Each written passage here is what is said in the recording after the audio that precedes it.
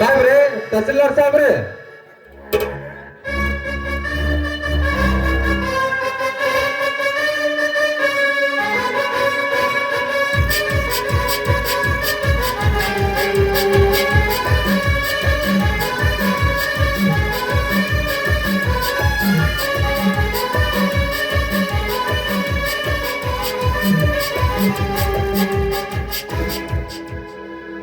ತಾವ್ಯಾರು ಸಾಹೇಬ್ರು ಮನೆಯಲ್ಲಿಲ್ಲ, ಏಕೆ?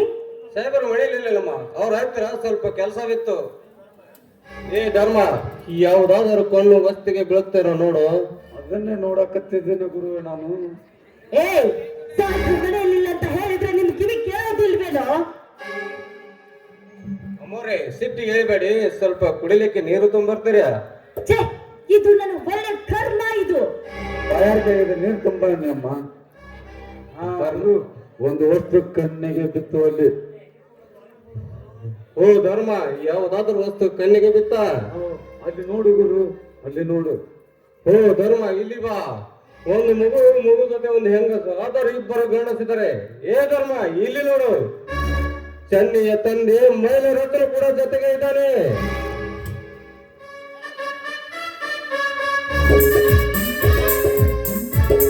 ತೆಗೆದುಕೊಳ್ಳಿ ನೀರನ್ನು.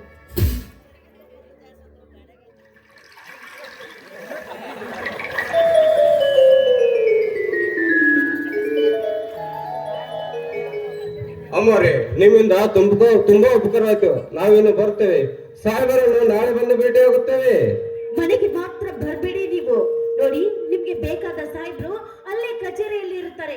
ಆಯ್ತಮ್ಮ, ಅಲ್ಲೇ ಹೋಗಿ ಬರ್ತೇವೆ. ಭೇಟಿಯಾಗಿ ನೀವು.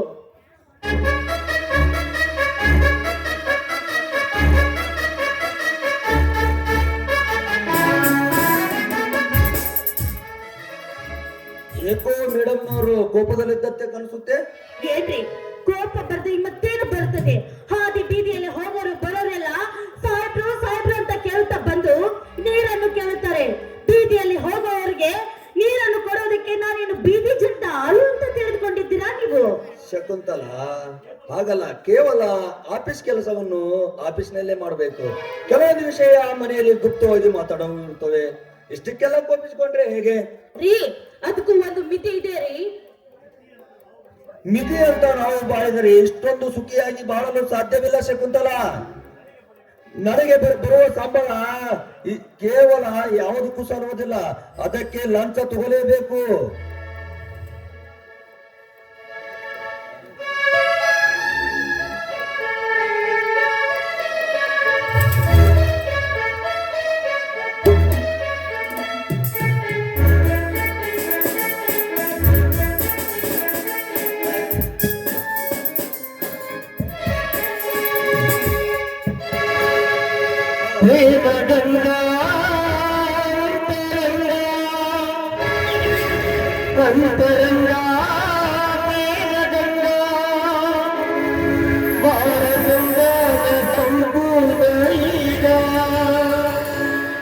ಚಂದನ ಚಂದನ ಚಂದ ಚಂದ ನಂದನ.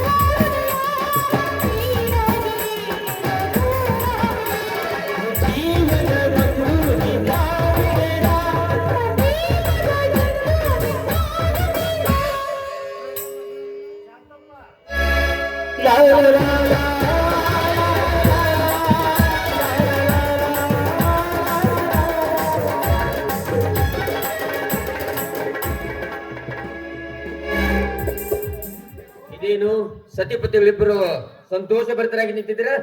ಬನ್ನಿ ಮಾವ, ಏನಿಲ್ಲ.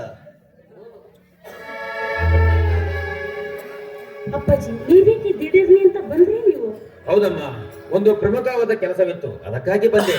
ಅದೇ ವಿಷಯ ಹೇಳಿ ಗೌಡ್ರೆ. ಆಯ್ತಪ್ಪ, ನಿಮ್ಗೋಸ್ಕರ 10 ನಿಮಿಷದಲ್ಲಿ ಟೀ ರೆಡಿ ಮಾಡುತ್ತೀನಿ ನಾನಿಲ್ಲಿ. ಹಾ ಮಾವ, ಇಲ್ಲಿವರೆಗೂ ಬಂದ ಕೆಲಸ ಏನಿಲ್ಲ ರಮೇಶ, ನಾನು ಅನುಭವಿಸಿದ ಆಸ್ತಿ ನನ್ನ ಹೆಸರಿಗೆ ಮಾಡಬೇಕಲ್ಲ, ಅದನ್ನೇ ಹೇಳೋಣ ಅಂತ ಬಂದೆ. ಅಂದ್ರೆ ಇದೇನು ಮಾವ, ನನಗೆ ಅರ್ಥ ಆಗ್ತಾ ಇಲ್ಲವಲ್ಲ. ರಮೇಶ, ಪ್ರವೀಣರ ಬಗ್ಗೆ ನನಗೇನು ಹೇಳಿಲ್ಲವೇ? ಹಾ ಹೋಗ್ಲಿ ಬಿಡು. ಈಗ ನಾನು ಅನುಭವಿಸ್ತಿರೋ ಆಸ್ತಿ ನನ್ನದಲ್ಲ. ಮೇಲಾಗಿ ಆ ಆಸ್ತಿ ವಾರಸ್ದಾರ ಸತ್ತು ಹೋಗಿದ್ದಾರೆ. ಅದಕ್ಕೆ ಹೇಗಾದ್ರೂ ಮಾಡಿ ಆ ಆಸ್ತಿ ನನ್ನ ಹೆಸರಿಗೆ ಮಾಡಬೇಕು. ಹೇಗೂ ನೀನು ತಹಸೀಲ್ದಾರನಿದ್ದೀಯಲ್ಲ. ಅಲ್ಲ ಮಾವ, ಆಸ್ತಿನೂ ನಿಮ್ಮ ಹೆಸರಲ್ಲಿಲ್ಲ, ಅವರು ಬದುಕಿನೂ ಇಲ್ಲ ಅಂತೀರಾ. ಇದನ್ನು ಹೇಗೆ ಮಾಡಬೇಕು ಅನ್ನೋದು ಹೇಗಾದ್ರೂ ಮಾಡಲೇಬೇಕು ರಮೇಶ. ಹಾ, ತೆಗೆದುಕೋ ಅವರ ಹೆಸರಿದ್ದ ಹಕ್ಕು ಪತ್ರ.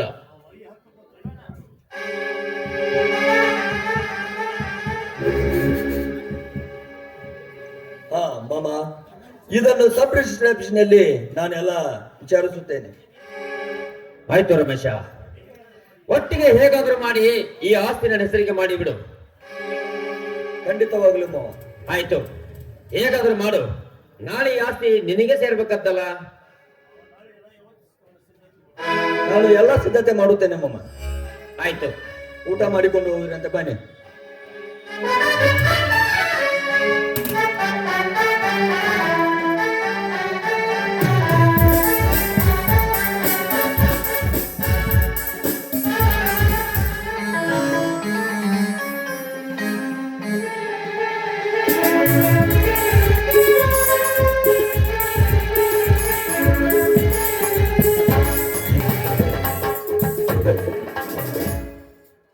ಅಪ್ಪ, ಹಣ ಹಣ ಹಣ ಅಂತ ಕೇಳಿದ್ರೆ ನಾನು ಎಲ್ಲಿಂದ ತಂದುಕೊಳ್ಳಪ್ಪ?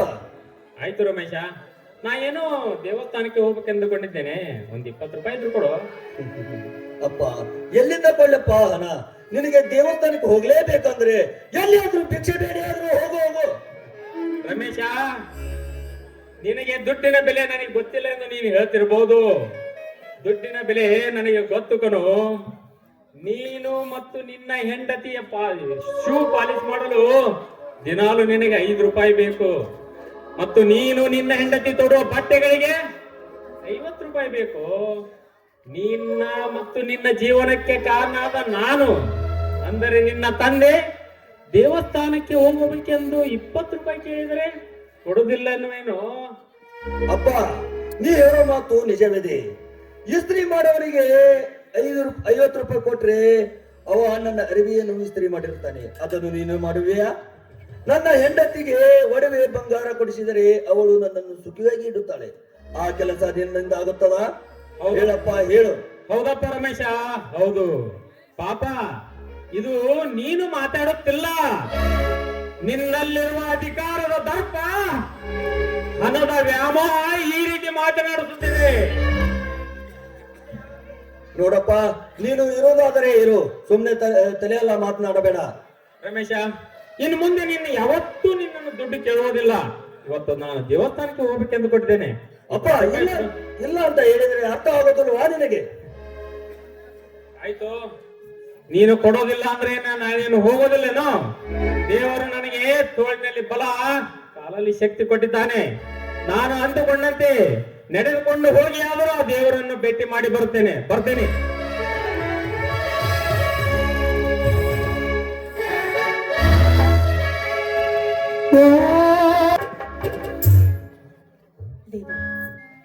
ಕೊಡುಗೆ ದಾನಿಯಾದ ಮೂರ್ತಿ ನನ್ನ ಮಗ ಸೋಲು ಗೆಲುವಿನ ಮಧ್ಯದಲ್ಲಿ ನಿಂತಿದ್ದಾನೆ.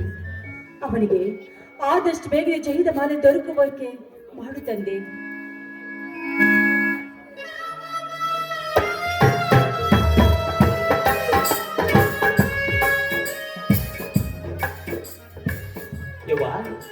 ತಮ್ಮ ಗಿರೀಶ ಪರೀಕ್ಷೆ ಫಲಿತಾಂಶ ತಿಳ್ಕೊಂಡ್ಬರ್ತೀನಿ ಅಂತ ಹೋದವ ಇನ್ನೂ ಬಂದಿಲ್ಲ.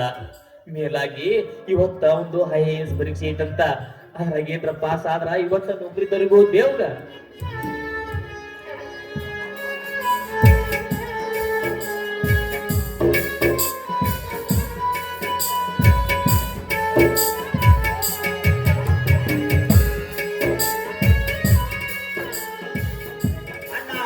ಸರಿಯಬಹುದೇಕೆಂದು ದೊರೆತೇ ಬಿಟ್ಟಿದ್ದೆ.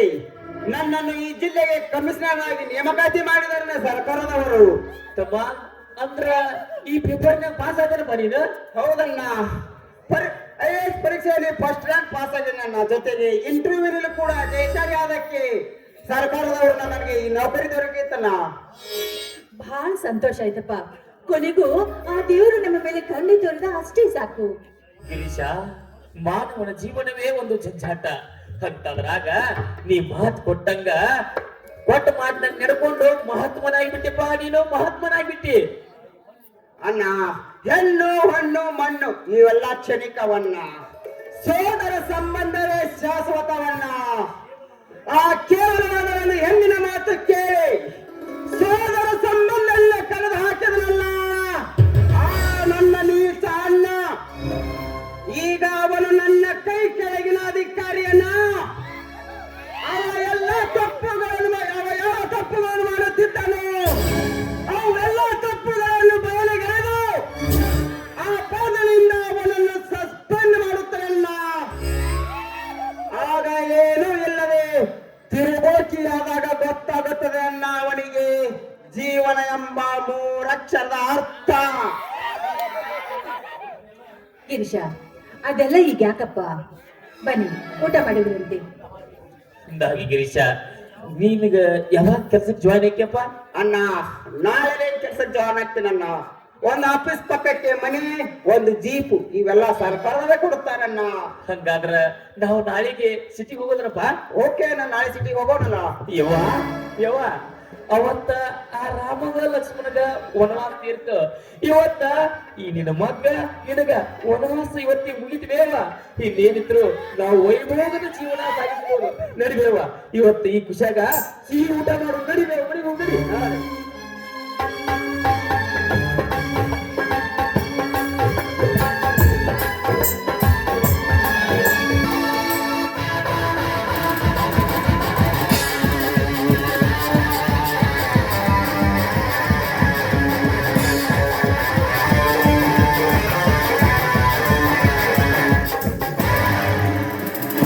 ಸತ್ಯ, ಲೇ ಸತ್ಯ,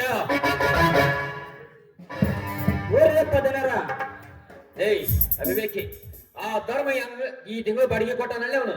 2 ತಿಂಗಳಾತ್ರಿ ಬಾಡಿಗೆನ ಕೊಟ್ಟಿಲ್ಲ. ಮೊನ್ನೆ ಸ್ವಲ್ಪ ಬರ್ದೇನ್ರಿ ಅವನ್ನ. ಎಲ್ಲಿ ಹೋಗಿ ಅಂಬ್ಲಿ ಕಬ್ಬದಾಗ ಕುಂತಾನೆ ಮಾಡ್ಯಾನ. ನಮ್ ದೋಸ್ತ ಹೋದನ್ರಿ, ಅಲ್ಲಿಗೆ ಫೋನ್ ಮಾಡಿ ತಿಳಿಸ್ತೇನ್ರಿ ಅವಾಗ. ಏಯ್ ಒಟ್ಟು ಹೋಗಮ್ಮ ಆ ಮಗನ. ಆಯ್ತು ರಾಕ ಇದನ್ನ ಧರ್ಮ ಜಾತ್ರೆ ಅಂತ ತಿಳ್ಕೊಂಡ ನಮ್ಮ ಮಗನ ಅವನು. ಆಯ್ತ್ರಿ ಗೌಡ್ರ, ಹೇಳ್ಕೊಂಡ್ ಬರ್ತೀನಿ ಅವ್ನು ಹೋಗಿ. ಬೇಗನೆ ಬಾ ಮತ್ತೆ. ಪ್ರವೀಣ, ನಿನಗೆ ಇಂದು ಸಿದ್ಧವಾಗಿದೆ ಪೊಲೀಸರು ಉಣ್ಣು ಬಡಿಸುವ ಊಟ. ಅಂದು ನೀನು ಚೆನ್ನೈಯ ತಂದೆ ಮೈಲಾರನ ಕೊಂದ ಕೊಲೆ ಕೇಸಿನಲ್ಲಿ ಕಾಯಮಾಗಿ ಜೈಲಲ್ಲಿರುವ ಹಾಗೆ ಕಂಪ್ಲೇಂಟ್ ಕೊಟ್ಟು ಬಂದಿದ್ದೇನೆ.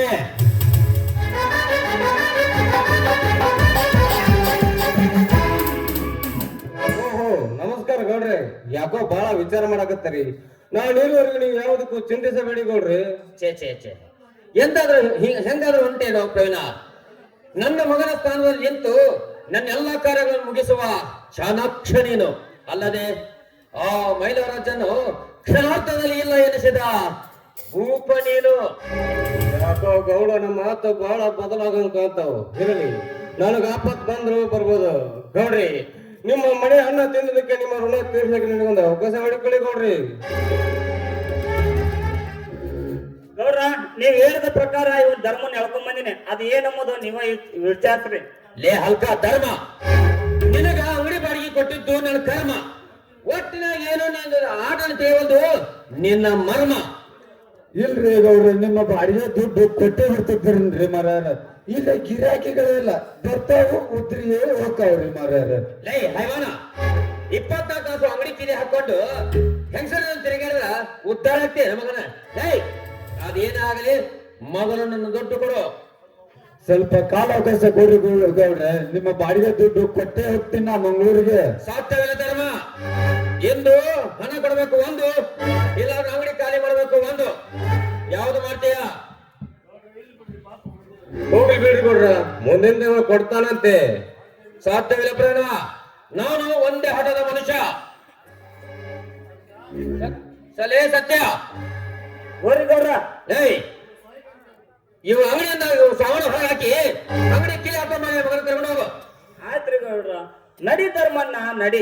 ಎಲ್ಲ ನಿನ್ನ ಮಾಡೋದು ಕರ್ಮ, ನಾವೇನ ಮಾಡೋಣ. ನಡಿ ಹೋಗೋಣ.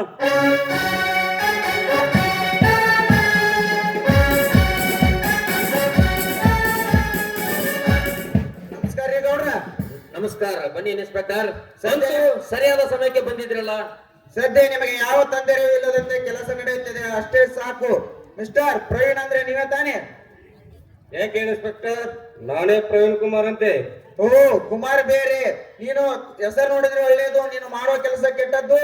ಇನ್ಸ್ಪೆಕ್ಟರ್, ಬಾಯಿ ಬಿಗಿ ಹಿಡಿತದಲ್ಲಿ ಮಾತನಾಡಿ. ನಾನು ಯಾವ ಕೆಟ್ಟ ಕೆಲಸ ಮಾಡಿನೆಂದು ಮೊದಲು ತಿಳಿಸು. ಸದ್ಯದಲ್ಲೇ ತಿಳಿಸುತ್ತೇನೆ ನೀನು ಎಂತ ಭೀಕರ ಕೊಲೆ ಮಾಡಿರುವೆನೆಂದು. ಇನ್ಸ್ಪೆಕ್ಟರ್, ನಾನು ಯಾವ ಕೊಲೆ ಮಾಡಿಲ್ಲ ಇನ್ಸ್ಪೆಕ್ಟರ್. ನನ್ನ ಮಾತನ್ನು ನಂಬಿ. ನೀನು ಕೊಲೆ ಮಾಡಿರುವೆ. ಇದು ಅನ್ಯಾಯ, ಅಕ್ರಮ. PC arrest. ನೋಡ, ನೀನು ಹೇಳೋಗೆ ಕೇಳಲಿಕ್ಕೆ ನನಗೆ ಒಳ್ಳೆ ಬಹುಮಾನವನ್ನು ಕೊಟ್ಟಿದೀಯ. ಮುಂದೆ ಇದರ ಪರಿಣಾಮ ಏನಾಗುತ್ತಂತೆ ನೋಡುವಂತ ಮಾಡಿ ಬರುತ್ತೇನೆ.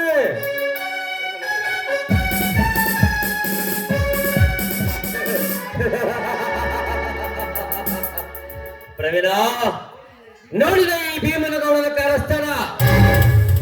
ನೀನು ಕೆಲಸಕ್ಕೆ ಬಾರದ ವಸ್ತು ಅದೇ. ನಿನ್ನನ್ನು ನನ್ನ ಮನೆಯಲ್ಲಿ ಇಟ್ಟುಕೊಳ್ಳಲು ನಾನೇನು ಮೂರ್ಖನಲ್ಲ. ನಟಿ ಭೀಮನಗೌಡ.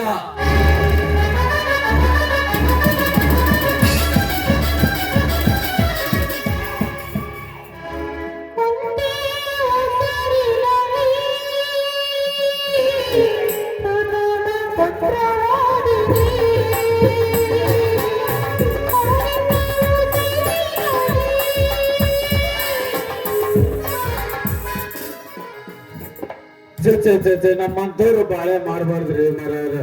ಅಲ್ರಿ ನಾವ್ ಒಂದು ತಿಂಗಳು ಮನಿ ಬಾಡಿಗೆ ಕಟ್ಲಾರ್ದಕ್ಕ ಆ ಗೌಡ ಅವನ ಮಗ ಅಂದ್ರಪ್ಪನ ಮನೆ ತಿಂತಾನ, ನಾನು ಬಾಡಿಗೆ ಕೊಡ್ಬೇಕಂತ್ರಿ. ಆ ಮಗ ನನಗ ಒಂದ್ ತಿಂಗ್ ಕಟ್ಲಾರ ಸಂಬಂಧ ಎಲ್ಲಾ ಮನೆ ಬಿಟ್ಟು ಹೊರಗೆ ಹಾಕಿದೀನ್ರಿ. ಅಲ್ರಿ ಆ ಎಣ್ಣಿನ ಅಮೋದಿಂದ ಗಂಟು ಬಿದ್ದು ಈಗ ಏನ್ ಮಾಡುದಂತೀನ್ರಿ ನನ್ನ ಬಾಳೆನ.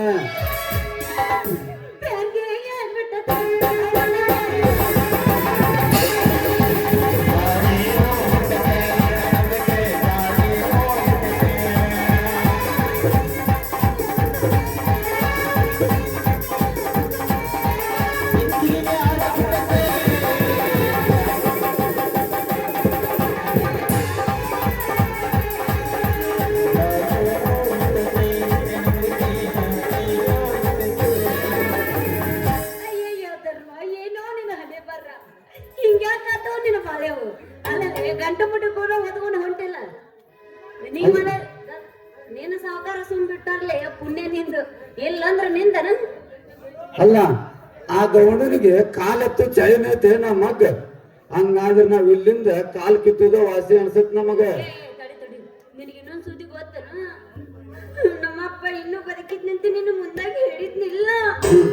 ಆ ಗೌಡನ್ ಮನ್ಯಾಗ ಒಬ್ಬ ಪ್ರವೀಣ್ ಅಂತ ಇದ್ನಲ್ಲ, ನಮ್ಮ ಅಪ್ಪನ ಕೊಂದಾನಂತ.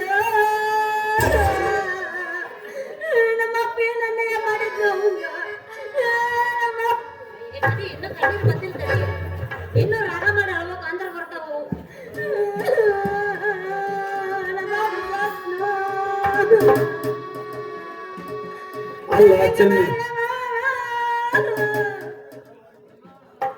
ಅಲ್ಲ ಚೆನ್ನಿ ಸತ್ತು 3 ವರ್ಷಕ್ಕ ಹತ್ತಿದ್ರ ಪಾಡಿತ್ತು. ಈಗ ಹತ್ರ ಅದ್ರಾಗ ಏನೈತಿ ಎಲ್ಲ ಅವನ ಲೀಲೆ. ಈಗ ಮತ್ತ ಏನ ನಾವಂತೂ ಹೊರತೀವಿ. ನೀನು ಎಲ್ಲಿ ಹೊಂಟಿ ಹುಣಸಿ ಹುಳಿಗೆ ಮಾರಾಳೆ. ಹಂಗ್ಯಾಕ್ ಹೊಂಟಿ ಮಾಮ? ಅಯ್ಯೋ ಹಿಂಗ ಅನ್ಬೇಡ ಮಾರಾಳೆ, ನನಗ ಕರೆಂಟ್ ಶಾಕ್ ಹೊಡೆದಂಗ ಆಗುತ್ತೆ. ಕರೆಂಟ್ ಶಾಕ್ ಹೊಡೆದಿತ್ತಿಲ್ಲ, ಒಂದು ಕೆಲಸ ಮಾಡು, ಬೀಜ ಕಿತ್ತು ಬಿಡ್ಲಿ, ಅದೇನು ಕರೆಂಟ್ ಪಾಸ್ ಆಗತ್ ನೋಡ್ತೀನಿ. ಅಯ್ಯೋ ಫ್ಯೂಸ್ ಕಿತ್ತಾಕ್ ಬರೋದಿಲ್ಲ ಮಾರಾಳೆ, ಅಲ್ಲೇ ಫ್ಯೂಸ್ ಫಿಕ್ಸ್ ಆಗೈತೆ. ಅದು ಫ್ಯೂಸ್ ಫಿಕ್ಸ್ ಆಗೈತೆ, ಅದು ಕೇಳಾಕ ಬರುದಿಲ್ಲ. ನಾನಂತೂ ಯಾಕೆ ಅವಸರ ಮಾಡ್ತಿ? ಸರಿ ಹೊಟ್ಟು ನಿಂದ್ರು. ಯಾಕೆ ಸಾಧ್ಯ ಆಗುದಿಲ್ಲ ಮಾರಾಳೆ. ನೀನು ಅವ ಸತ್ಯ ಒಬ್ಬ ಬರಾಕತ್ತಾನ, ಅವಂಗ ಬೆಟ್ಟ ಹಾಕಿ ಗಂಟು ಮುಟ್ಟಿ ಹೊತ್ಕೊಂಡು ಹೋಗಕಂತಿ. ಬಾ ಅಲ್ಲೇ ಹೋಗಿ ಒಂದು ಪತ್ರ ಅಜ್ಜಿತ್ ಹಾಕೊಂಡಂತ. ಮೆಚ್ಚಗೊಂದಿಲೇ ತಮ್ಮ, ಮೆಚ್ಚಗೊಂದಿ. ನಿನ್ನ ಗುಣಕ ಎಷ್ಟರ ಧೈರ್ಯ ಇದಿಲ್ಲಪ್ಪ ನೀನು. ಯಾಕೆ ಬಂದಪ್ಪ ಅವನು ಶಿವಪುರ ಜೈಲ್ ಕರಡಿ ಬಿಟ್ಟಂಗ. ಸತ್ಯಣ್ಣ ಸತ್ಯಣ್ಣ ಎಲ್ಲರೂ ಸೌಖ್ಯವೇ? ನಾವು ಸೌಖ್ಯವಿದ್ದೀಯಪ್ಪ, ನೀ ಹೇಗಿದ್ದೀಯ? ಅಲ್ಲಲ್ಲಿ ನಿಂದು ಓದುದು ಓದ್ತು, ಬಾರ್ಸೋದು ಓದ್ತಕ್ಕೆ. ಹಂಗಂದ್ರೆ ಏನು ಮಾರ್ಯಾರ?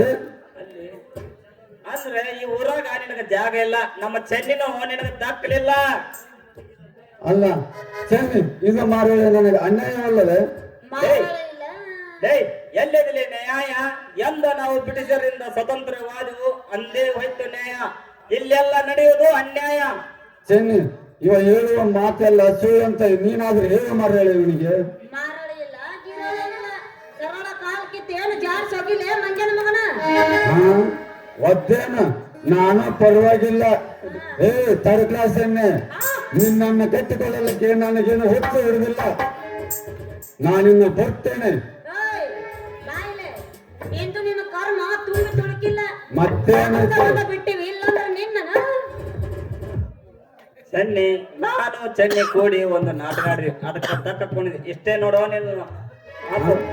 ಚೆನ್ನಿ ಸಲೋದು ಹಾಳು ಮಾಡ್ಕೊಂಡಿದ್ದೆ ದುಡ್ಡು. ಗೋವಿಂದ, ಲಕ್ಷ್ಮೀ ನಮನ ಗೋವಿಂದ,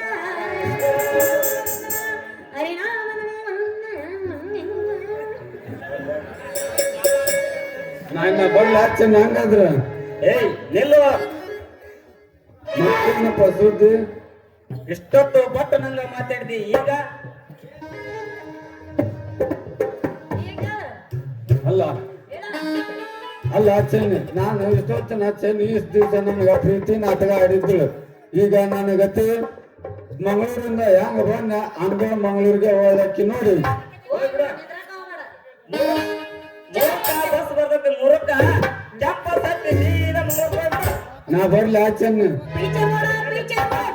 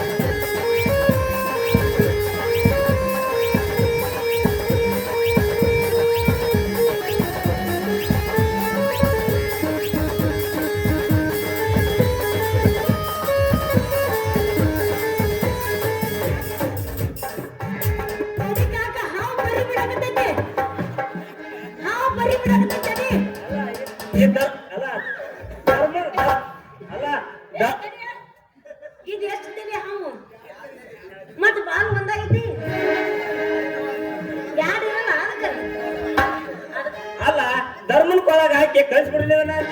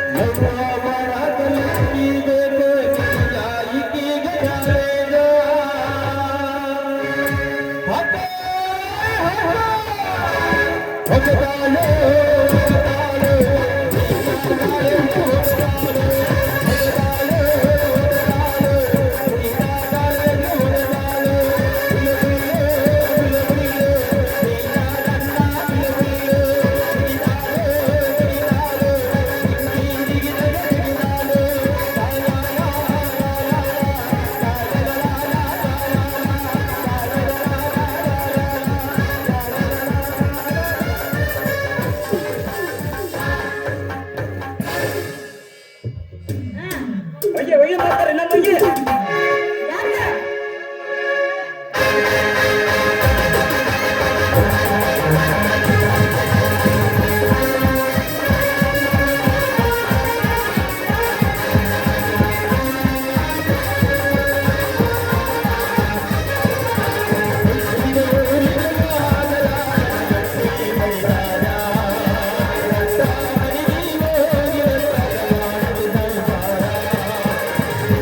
Bye.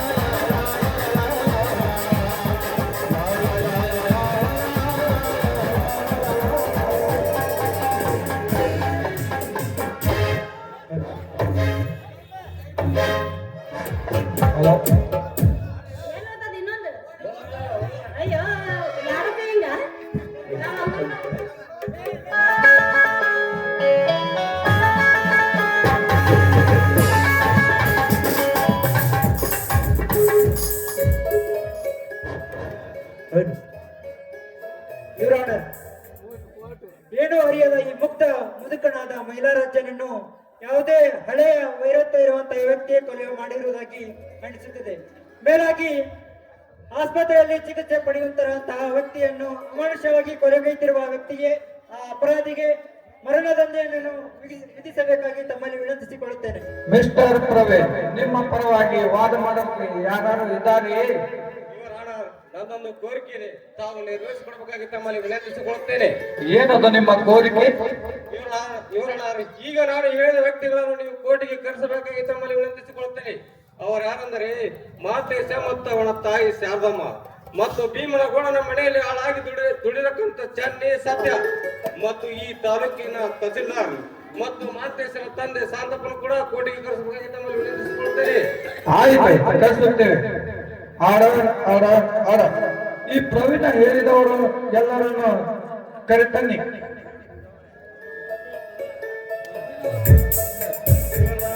ಈಗ ತಾನೇ ವಕೀಲರು ಹೇಳಿದರು ಮೈಲಾರಜನ್ನು ಕೊಲೆ ಮಾಡುವ ವ್ಯಕ್ತಿ ನಾನೇ ಅಂತ. ಅದು ತಪ್ಪು ಕಲ್ಪನೆ ಅವರ ತಪ್ಪು ಕಲ್ಪನೆ. ಮೈಲಾರಜ ಸತ್ತಲೆ ಅವರ ಬದುಕಿದ್ದಾನೆ. ಮೈಲಾರಜ ಅಂದರೆ ನೀವು ಕಳ್ಳರಿಗೆ ಕಳ್ಳನಾಗಿ, ಸುಳ್ಳರಿಗೆ ಸುಳ್ಳನಾಗಿ, ಕದಿಮರಿಗೆ ಕದಿಮನಾಗಿ ಸಮಯಕ್ಕೆ ತಕ್ಕಂತೆ ವೇಷ ಘೋಷಣೆ ಬದಲಾಯಿಸುವ ನಾವೊಬ್ಬ CID ಇನ್ಸ್ಪೆಕ್ಟರ್ ಪ್ರವೀಣ್ ಕುಮಾರ್ ಅಂತ ಇವರ. This is my identity card.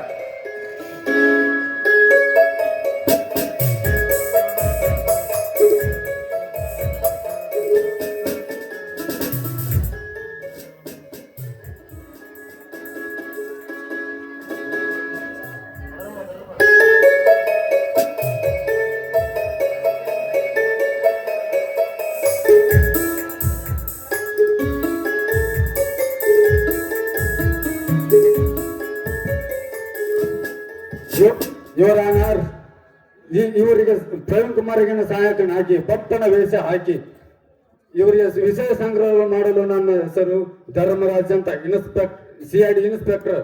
This is my identity card.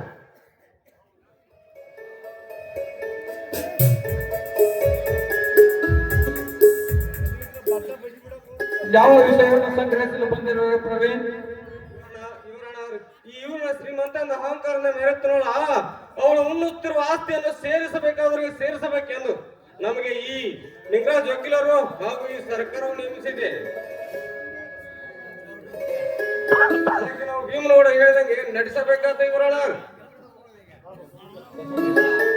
ಇದೆಲ್ಲ ಸುಳ್ಳು, ಇವ್ರು ಹೇಳ್ತಾರೆ ಸುಳ್ಳು ಇವರಣ. ನೀವು ಮಧ್ಯ ಮಾತನಾಡಬೇಡಿ. ಪೊಲೀಸರೇ, ಇವನನ್ನು ಬಂಧಿಸಿ.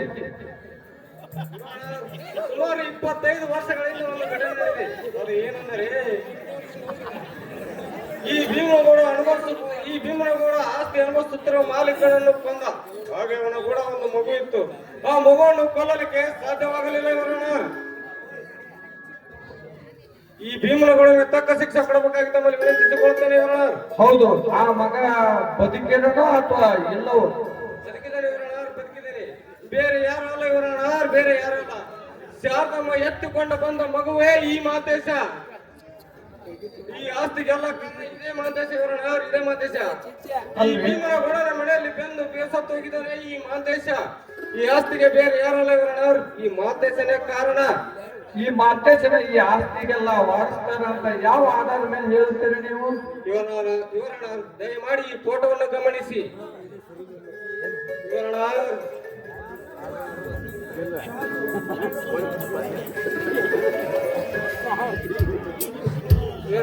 ಈ ಫೋಟೋದಲ್ಲಿರುವ ವ್ಯಕ್ತಿ ಮಾದೇಶ. ಇವನ ಬಲಗಡೆ ಕೆನ್ನೆ ಮೇಲೆ ಒಂದು ಕಪ್ಪು ಚುಕ್ಕೆ ಇದೆ. ಕಪ್ಪು ಚುಕ್ಕೆ ಇದೆ. ಆದ್ರೆ ಈ ಮಾತೇಶನ ಬಲಗಡೆ ಕೆನ್ನೆ ಮೇಲೆ ಒಂದು ಕಪ್ಪು ಚುಕ್ಕೆ ಇದೆ ಇವರನ್ನ. ಮೈಲಾರಾಜ್ಯ, ನೀವೇನು ಹೇಳ್ತೀರಿ? ಹೇಳಿದ್ದು ಎಲ್ಲ ಸತ್ಯ ಇದೆ ಮಗನ. ನಿಮಗೇನು ಮಾಡಲಿಲ್ಲವೇ? ಏನು ಆಗಲಿಲ್ಲ. ಶಾಂತಮ್ಮ, ನೀವೇನು ಹೇಳ್ತೀರಿ?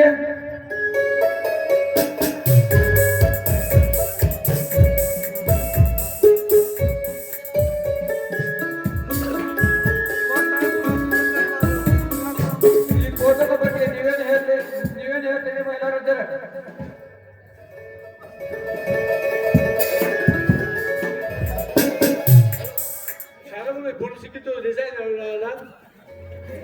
ಪ್ರವೀಣ್ ಕುಮಾರ್ ಈ ಮಹಿಳಾ ರಾಜ್ಯನ ಗೆಲ್ಸಿಟ್ಟಿದ್ರಿ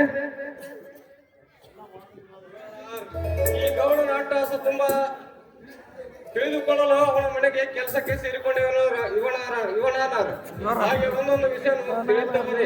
ಅಷ್ಟರಲ್ಲಿ ಮೈಲಾರಜ್ಜ ಬದುಕನು ಎಂಬ ವಿಷಯ ಆ ಗೌಡನಿಗೆ ಗೊತ್ತಾದ ಇವರಣ್ಣಾರ್. ಆ ಗೌಡ ಮೈಲಾರಜ್ಜನ ಕೊಲ್ಲಲು ನನ್ನನ್ನು ನೇಮಿಸಿದ ಇವರಣ್ಣಾರ್. ಹಾಗೆ ನಾನು ಮೈಲಾರಜ್ಜನ ಭೇಟಿಯಾಗಿ ಇನ್ನಷ್ಟು ವಿಷಯವನ್ನು ತಿಳಿದುಕೊಂಡೆ. ಮೈಲಾರಜ್ಜನ ಕೊಂದು ಬಿಟ್ಟೆ ಅಂತೂ ಸುಳ್ಳು ಹೇಳಿದೆ ಆ ಗೌಡನಿಗೆ. ಆಗಬೇಕು. ಸರಿ, ವಾದ ವಿವಾದ ಮತ್ತು ಸಿಐಡಿ ಇನ್ಸ್ಪೆಕ್ಟರ್ ಪತ್ತೆ ಹೆಚ್ಚುವ ವಿಚಾರದ ಪ್ರಕಾರ ಈಗ ಭೀಮನಗೌಡ ಅನುಭವಿಸಿದ ಆಸ್ತಿ ಸಂಪೂರ್ಣ ವಾರಸ್ದಾರ ಈ ಮಾದೇಶನಾಗಿರುತ್ತಾನೆ. ಹಾಗೂ ಅಕ್ಷಮ ಅಪರಾಧ ಮಾಡಿರುವ ಭೀಮನಗೌಡ ಅಪರಾಧಿ ಎಂದು ನ್ಯಾಯಾಲಯ ಪರಿಗಣಿಸಿ ಜೀವಾವಧಿ ಶಿಕ್ಷೆ ನೀಡುತ್ತದೆ ಮತ್ತು ಪ್ರವೀಣ್ ಕುಮಾರ್ ಅತ್ಯುತ್ತಮ ಕಾರ್ಯಾಚರಣೆಯನ್ನು ನ್ಯಾಯಾಲಯ ಕೊಂಡಾಡುತ್ತದೆ. ಹಾಗೂ ಗೌಡರ ವ್ಯವಹಾರದಲ್ಲಿ ಭಾಗಿಯಾಗಿದ್ದ ತಹಸೀಲ್ದಾರ್ ರಮೇಶ್ ಕಾರ್ಯಕಲಾಪಗಳ ತಪಾಸಣೆ ಮಾಡಲು ಅಸಿಸ್ಟೆಂಟ್ ಕಮಿಷನರ್ ಆದ ಗಿರೀಶ್ ತಕ್ಷಣ ನ್ಯಾಯಾಲಯವು ಆದೇಶ ಮಾಡುತ್ತದೆ. ಹಾಗೂ ಎಲ್ಲ ಸಮಸ್ತ ಆಸ್ತಿ ಮಾದೇಶನ ಹೆಸರಿಗೆ ನೋಂದಾಯಿಸಲು ತಾಲೂಕು ಕಚೇರಿಗೆ ನ್ಯಾಯಾಲಯ ಆದೇಶ ನೀಡುತ್ತದೆ.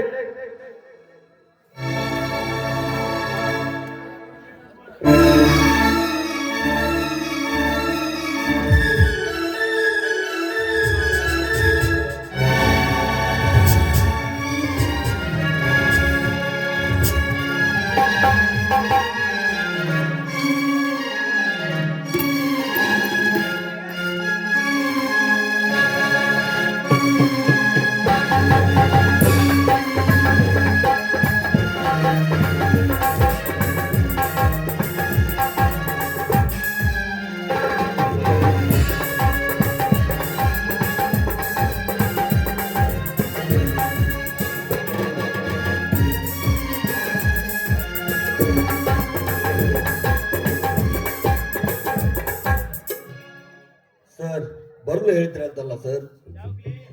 ತಹಸೀಲ್ದಾರ್ ಸಾಹೇಬರೇ, ಬರಬೇಕು. ತಾವು ಮಾಡುತ್ತಿರುವ ಕಾರ್ಯಕ್ಕೆ ತಮಗೆ ಚಿನ್ನದ ಪದಕ ಕೊಡಬೇಕಂತ ಕೋರ್ಟಿನಿಂದ ನಮಗೆ ಆದೇಶ ಬಂದಿದೆ. ಕೊಡೋಣಂತ ಬಂದೇವು ನಿಮಗೆ. ಸರ್, ತಮ್ಮ ಈ ರೀತಿ ಚುಚ್ಚಿ ಮಾತನಾಡಬೇಡ. ಏಕೆಂದರೆ ಇಂದು ನಾನು ತಪ್ಪು ಮಾಡಿದ್ದೇನೆ ನಿಜ, ಆದರೆ ಇಂದು ನನ್ನ ಸಂಸಾರ ಬೀದಿಗೆ ಬಂದು ನಿಂತಿದೆ. ಎಲ್ಲ ನಿನ್ನ ಕೈಯಲ್ಲಿದೆ. ತಮ್ಮನಂತೆ ತಮ್ಮ ನಿಂದ ನಿನಗೆ ಅಧಿಕಾರ ಬಂದಾಗ, ನೀನು ಅಹಂಕಾರದಿಂದ ಮೆರೆಯುವಾಗ, ಆಗ ಈ ಅಣ್ಣ ತಮ್ಮ ಅರಿವಾಗಲಿಲ್ಲವೇ ಸಂಬಂಧ ಅರಿವು ನಿನಗೆ. ಇದು ಇರಲಿ ತಹಸೀಲ್ದಾರ್,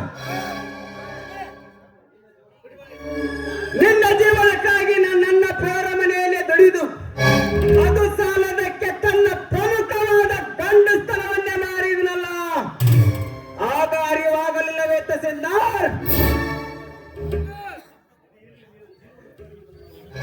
ದುಡಿದು ಇದು ಇರಲಿ, ನಿನ್ನ ಜೀವನಕ್ಕಾಗಿ ನನ್ನ ಪೌರ ಮನೆಯಲ್ಲೇ ದುಡಿದು ಅದು ಸಾಲದಕ್ಕೆ ತನ್ನ ಪ್ರಮುಖವಾದ ಗಂಡು ಸ್ಥಳವನ್ನೇ ಮಾರಿದನಲ್ಲ, ಆಗ ಅರಿವಾಗಲಿಲ್ಲವೇ ತಹಸೀಲ್ದಾರ್? ಗಿರೀಶ್, ಈ ರೀತಿ ಚುಚ್ಚಿ ಮಾತನಾಡಬೇಡ.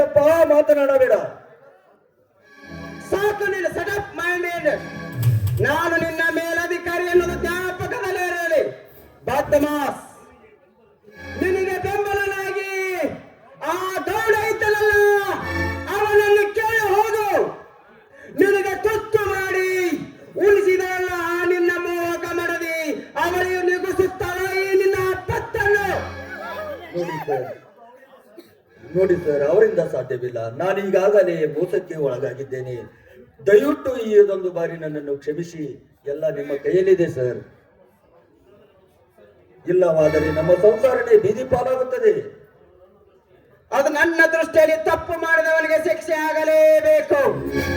ನಿನ್ನ ಸಂಸಾರ ಬೀದಿಗೆ ಹೋಗಲಿ, ಮಸನಕ್ಕೆ ಹೋಗಲಿ, ಅದು ನನಗೇನಾಗಬೇಕಿಲ್ಲ ತಹಸೀಲ್ದಾರ್. ನೀನು ಮಾಡಿದ ಅಕ್ಷಮ ಅಪರಾಧ ಸಾಮಾನ್ಯ ಬಡವರಿಗೆ ಸೇರಬೇಕಾದ ಆಸ್ತಿ ಶ್ರೀಮಂತರಿಗೆ ಲಂಚ ತಿನ್ನುವ ಆಸ್ತಿಗಾಗಿ ಮಾಡಿರಲ್ಲ. ನಾಚಿಕೆ ಆಗುವುದಿಲ್ಲ ನಿನ್ನ ಜನ್ಮಕ್ಕೆ. ಒಂದು ವೇಳೆ ಹಣ ಸಿಗುತ್ತೆಂದರೆ ಕಟ್ಟಿಕೊಂಡ ಹೆಂಡತಿ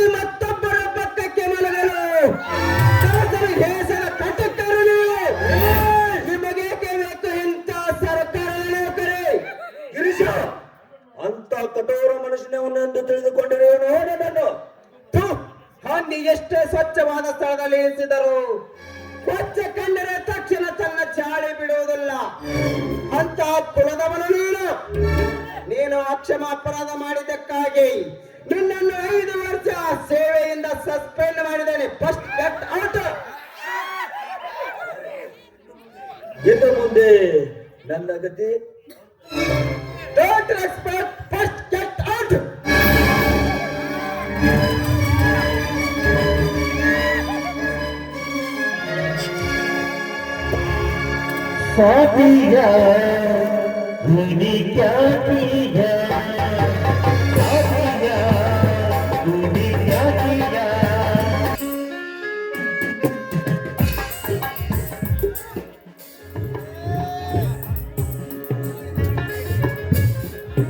ಏನಾಯ್ತು ಸ್ವಾಮಿ ನೀವು ಹೋದ ಕೆಲಸ? ರೀ, ನಿಮ್ಮ ತಪ್ಪನ್ನು ನನ್ನ ಬೈದನ ಒಪ್ಪಿಕೊಂಡನೆ ಇನ್ನು ಮೇಲೆ ನಿಮ್ಮ ನೌಕರಿಯಲ್ಲಿ ನೀವು ಮುಂದುವರಿಬಹುದೇನ್ರಿ?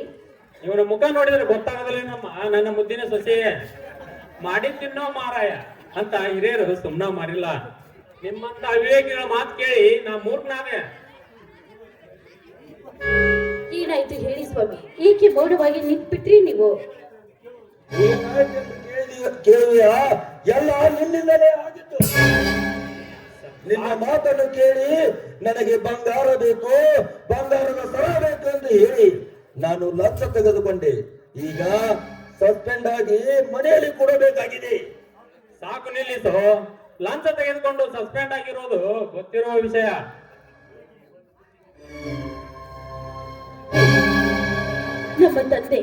ನಮ್ಮ ತಂದೆ ಈ ರೀತಿ ಮೋಸ ಮಾಡ್ತಾನೆ ಅಂತ ನಾನು ಖಂಡಿತವಾಗಿಯೂ ತಿಳಿದಿರ್ಲಿಲ್ಲ ಸ್ವಾಮಿ. ನೀನು ಇಷ್ಟೊಂದು ನೀಚಳೆಂದು ನಾನು ಭಾವಿಸಿರಲಿಲ್ಲ. ನಾನೆಂತ ಮಹಾಪಾಪಿ. ನಿನ್ನ ಮಾತನ್ನು ನಂಬಿ ದೇವರಂತ ಎತ್ತ ತಾಯಿಯನ್ನು ಅಣ್ಣನನ್ನು ದೇವರಂತ ಅಣ್ಣನನ್ನು ಹೊರದಬ್ಬಿದೆ. ನಿಮ್ಮ ಅವಿವೇಕಿಗಳ ಮಾತು ಕೇಳಿ ಸುಶೀಲಿಯಾದಂತ ನನ್ನ ಹೆಂಡತಿ ಶೀಲದ ಬಗ್ಗೆ ನಾನು ಸಂಶಯ ಪಟ್ಟೆ. ಬಂಗಾರ ಅಂತ ಮಕ್ಕಳನ್ನ ಮನೆಯಿಂದ ಹೊರಗಟ್ಟಿದೆ. ಅದಕ್ಕಾಗಿ ನಾನು ಈ ಒಂದು ಪಶ್ಚಾತ್ತಾಪ ಪಡಲು ಅವರ ಬಳಿ ಹೋಗಿ ಅವರ ಕಾಲು ಬಿದ್ದೆ ಆದರೂ ನಾನು ಅವರನ್ನು ಕ್ಷಮಾಪಣೆ ಕೇಳಿಕೊಳ್ಳುತ್ತೇನೆ. ಬರ್ತೇನೆ ಇನ್ನ.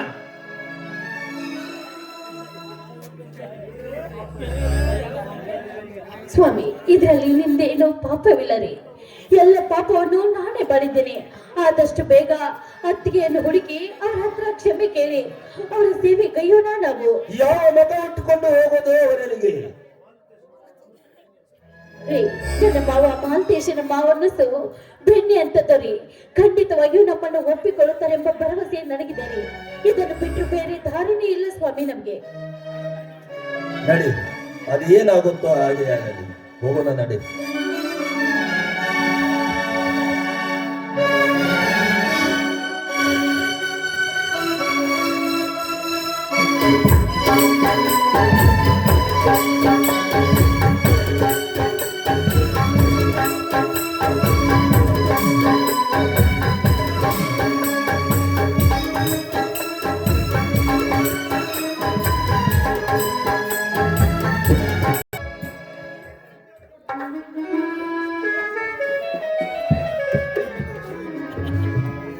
ಮಗು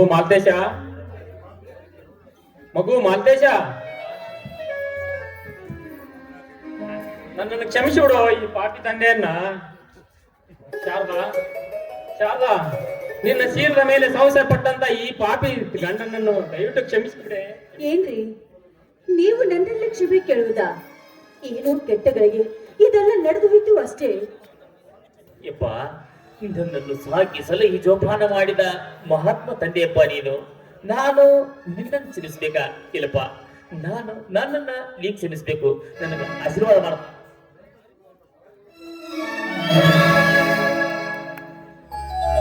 ಎಂತ ಗುರುವಂತಪ್ಪ ಮಾತೇಶ ನೀನು. ಸಮಾಜದಲ್ಲಿ ನಿನ್ನನ್ನು ನೋಡಿ ಕಲಿಯುವುದು ಈಗಿನ ಯುವಕರಲ್ಲಿ ಬಹಳ ಇದೆ. ಯಪ್ಪ, ಆಸ್ತಿ ಅಂತಸ್ತು ಇದೆಲ್ಲ ಕ್ಷಣಿಕಪ್ಪ, ಕ್ಷಣಿಕ. ನಿಮ್ಮಿಬ್ಬರ ಮುಂದ ಇದೆಲ್ಲ ನನಗೇನು ಬೇಡ. ನಾ ಹೆಂಗಿದ್ದೋ ಹಂಗ ಇದ್ರೆ ಸಾಕು. ಅಣ್ಣ, ಅದಕ್ಕೆಂದೇ ಈ ದಿವಸ ಅವನನ್ನು ನೌಕರಿಯಿಂದ ಸಸ್ಪೆಂಡ್ ಮಾಡಿ ಬಂದನಲ್ಲ. ತಮ್ಮ, ಹಂಗಾದ್ರ ರಮೇಶಿಗೆ ಈಗ ನೌಕರಿ ಇಲ್ಲನಪ್ಪ? ಲಂಚ ತಿನ್ನೋ ಅಪ್ಪದನ ಮೇಲೆ ನಾನೇ ಸಸ್ಪೆಂಡ್ ಮಾಡಿದೆ ಅಣ್ಣ ಈಗ ಅವನಿಗೆ.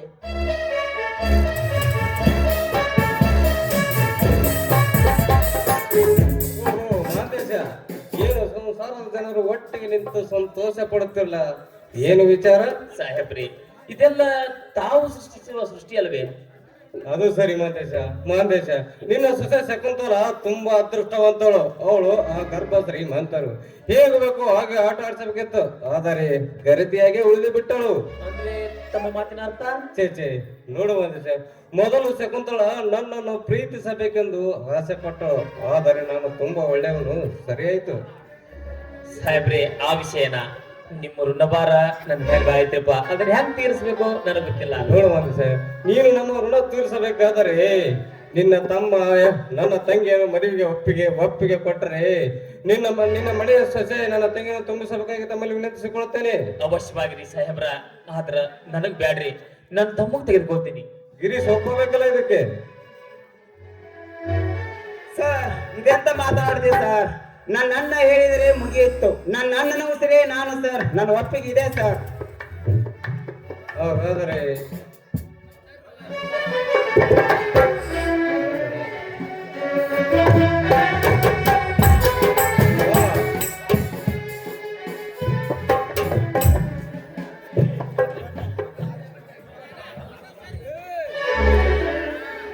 ಓಹೋ, ಬರಬೇಕು ಪ್ರವೀಣ್ ಸಾಹೇಬರು.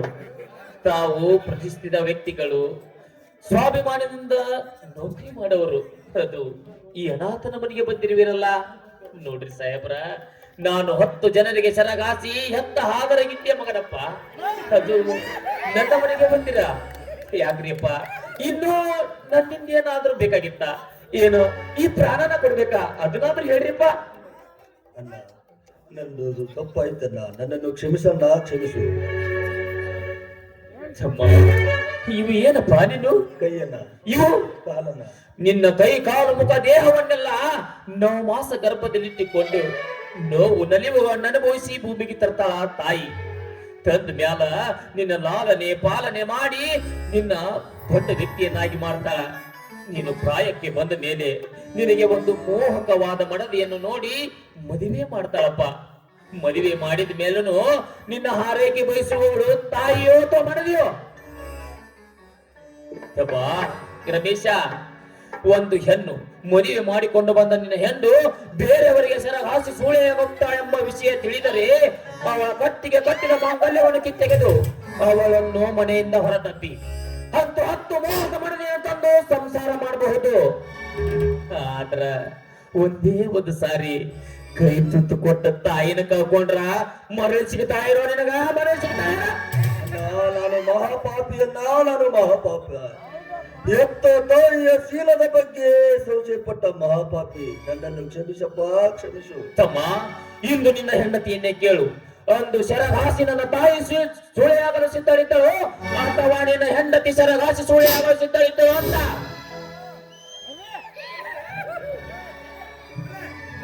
ಮಗಲಿ ಎಣ್ಣೆ ಎಲ್ಲ ನಿನ್ನಿಂದ ಆಗಿತ್ತು.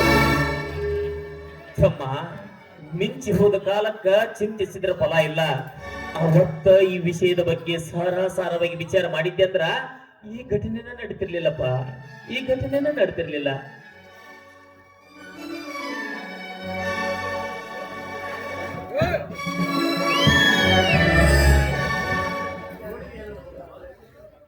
ರಮೇಶ, ಇಷ್ಟು ದಿನ ನೀನು ನನಗೊಂದು ಪ್ರಶ್ನೆ ಕೇಳ್ತಾ ಇದ್ದಿ.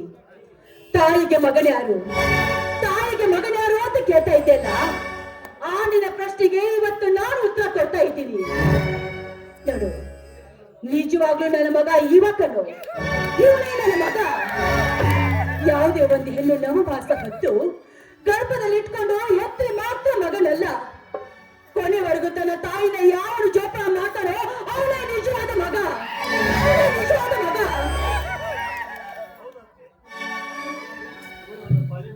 ಹೌದು ಅತ್ತಿಗೆ, ನೀವು ನನ್ನ ಅತ್ತೆ ಅಲ್ಲ, ನನ್ನ ಪಾಲಿನ ಹೆತ್ತ ತಾಯಿ ನೀವು. ನೋಡಿ, ಈ ನಿಮ್ಮ ವಾಣಿ ಈ ಸಮಾಜದ ಹೆಣ್ಣು ಕುಲಕ್ಕೆ ಪ್ರತ್ಯಕ್ಷವಾಯ್ತು ಅತ್ತೆ, ಪ್ರತ್ಯಕ್ಷವಾಯ್ತು. ಅಣ್ಣ, ಇಂಥ 3 ಬಿಟ್ಟವ್ರಿಗೂ ನೋಡ ನಮ್ಮದೇನು ಮಾತೈತೆ, ನಮ್ಮ ನಡೆಯನ್ನ ಎಲ್ಲಾರು ಹಾಳಾಗೋಗಿಲ್ಲ ಅವರು. ತಪ್ಪು ತಮ್ಮ ಗಿರೀಶ ನಿನ್ನ ತಪ್ಪು. ಅವರ ತಪ್ಪಿನ ಅರಿವು ಅವರಿಗೆ ಆದಾಗ ಸನ್ಮಾರ್ಗ ತೋರುವುದು ಮನುಷ್ಯರ ನಮ್ಮ ಕರ್ತವ್ಯ. ಈಗ ನಿನ್ನ ಅಣ್ಣನ ತಪ್ಪು ಅವಾಗ ಅರಿವು ಆಗೈತಿ, ಅವಾಗ ಸನ್ಮಾರ್ಗ ತೋರ್ಬೇಕಪ್ಪ, ಅಷ್ಟೇ ನಮ್ ಕರ್ತವ್ಯ. ಹಾಗಾದರೆ ನನ್ನನ್ನು ಕ್ಷಮಿಸಿದ್ದೇನನ್ನ? ತಮ್ಮ ರಮೇಶ, ನಾನು ಮನುಷ್ಯನಪ್ಪ, ಮೃಗ ಅಲ್ಲ. ಏನೋ ತಾಯಿ ಮೇಲಿನ ಮಮಕಾರಕ್ಕ ಇಷ್ಟೊಂದು ಮಾತಾಡಿದ್ಯಾ, ನಿನ್ನ ಕ್ಷಮಾ ಮಾಡಿದಪ್ಪ ತಮ್ಮ, ಕ್ಷಮಾ ಮಾಡಿನಿ. ಮಾವ, ನೀವು ಮನುಷ್ಯರಲ್ಲ, ದೇವರ ರೂಪದಲ್ಲಿರುವ ಮಹಾತ್ಮರು ಮಾವ, ಮಹಾತ್ಮರು. ನಮ್ಮ ತಪ್ಪನ್ನು ತಿದ್ದಿ ಮತ್ತೆ ನಿಮ್ಮ ಜೊತೆ ನಿಮ್ಮ ಸೇವೆ ಮಾಡುವುದಕ್ಕೆ ಅವಕಾಶ ಮಾಡಿಕೊಟ್ಟಿದ್ದೀರಲ್ಲ, ನಾವೇ ಭಾಗ್ಯವಂತರು ಮಾವ, ನಾವೇ ಭಾಗ್ಯವಂತರು. ಶಾರದಾ, ನೋಡಿದ್ಯಾ ನನ್ನ ಮಾತೇಶ ನನ್ನ ಎಷ್ಟು ವೈಭವ ಆಸ್ತಿ ಇದ್ದರು ಅವನ ಸದ್ಗುಣ ಸದ್ಗುಣ ಎಷ್ಟು ಒಳ್ಳೆಯದೆಂದು. ಯಪ್ಪ, ಈ ಹಣ ಅಂತಸ್ತು ನನಗೆ ಯಾವುದೂ ಬೇಡ. ಈ ಹಣ ಅಂತಸ್ತು ನಿನ್ನ ಮೈಯೊಳಗಿನ ಒಂದು ಕೂದಲಿಗೆ ಸಣ್ಣಪ್ಪ, ಯಾವುದು ಬೇಡ. ಶಕುಂತಲ, ನಮ್ಮ ಅಣ್ಣನ ಗುಣವನ್ನು ನಿಜವಾಗಲೂ ತಾನನನ್ನು ಪಡೆಯಲು ನಾನು ಪುಣ್ಯ ಮಾಡಿರಬೇಕು. ನನ್ನ ತಮ್ಮ ಗಿರೀಶ ಮೇಲಾಧಿಕಾರಿ. ಅಣ್ಣ ಮಾತೇಶನ ಮಮತೆಯಿಂದ ಆ ಮಾತೇಶನ ಮಮತೆ ಮೇಲಿಂದ ನಿನ್ನನ್ನು ಆವೇಶ ತುಂಬಿ ಏನೇನೋ ಮಾತನಾಡ್ಬಿಟ್ಟಿ. ಆದರೆ ನಿನ್ನನ್ನು ಸೇವೆಯಿಂದ ತೆಗೆಯುವುದು ಅನಿವಾರ್ಯವಾಯಿತು. ನನ್ನನ್ನು ಕ್ಷಮಿಸಿಬಿಡಣ್ಣ. ಹೋಗಲಿ ಬಿಡಿ ಗಿರೀಶ, ನನ್ನನ್ನ ಕ್ಷಮಿಸಿದ್ದನಲ್ಲ ಅಷ್ಟೇ ಸಾಕು. ನನಗೆ ನೌಕರಿ ಯಾವ ಲೆಕ್ಕ?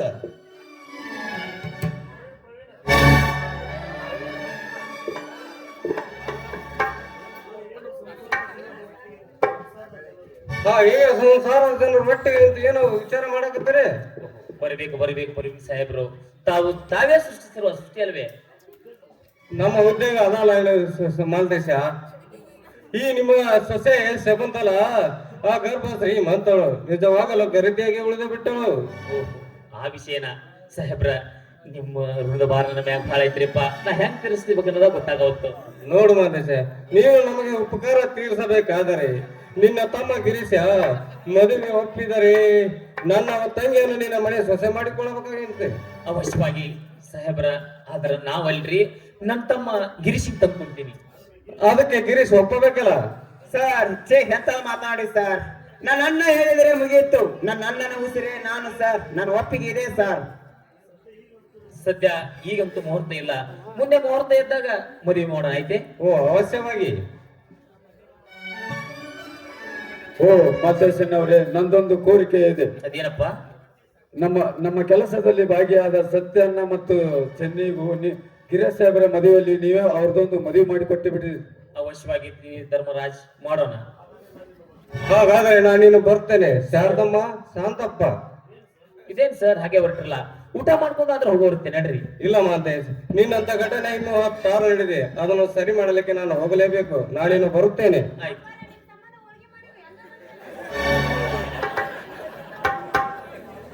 ಅಪ್ಪ, ಅಮ್ಮ, ಯವ್ವ, ಇವತ್ತೆಂತ ಸಂತೋಷ. ಅಗಲಿ ಬೇರೆ ಬೇರೆ ಆದ ನಾವು ಇವತ್ತ ಎಲ್ಲರೂ ಒಂದುಗೂಡಿದೆವು. ಈ ಸುಖ ಸಂತೋಷ ಎಲ್ಲವೂ ಮರುಕಳಿಸಿತಪ್ಪ.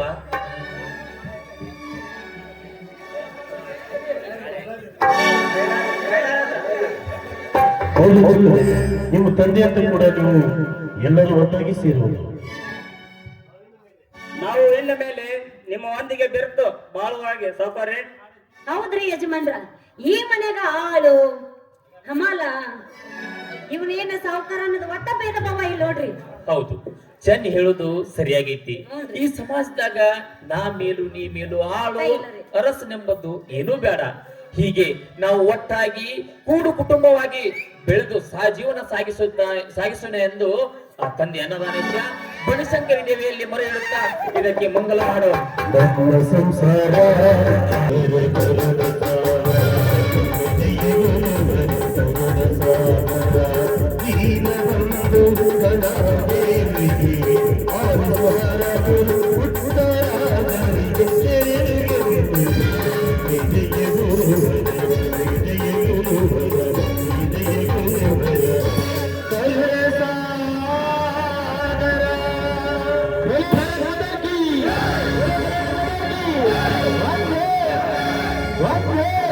ಶ್ರೀ ಬನಶಂಕರಿ ದೇವಿ ನಾಟ್ಯ ಸಂಘಕ್ಕೆ